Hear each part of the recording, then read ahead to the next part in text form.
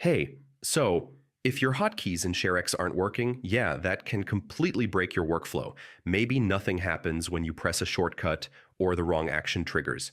In this guide, I'll walk you through step-by-step fixes to get your hotkeys working again. First, open ShareX and go to Hotkey Settings.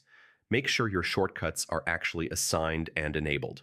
Next, check if another app is using the same shortcut. Conflicts, yeah, can prevent ShareX from detecting your hotkeys. Try reassigning your hotkeys.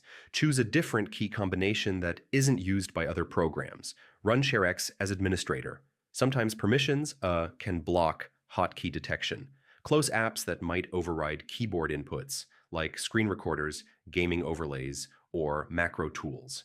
Restart ShareX or your computer to fix temporary glitches. Make sure ShareX is updated.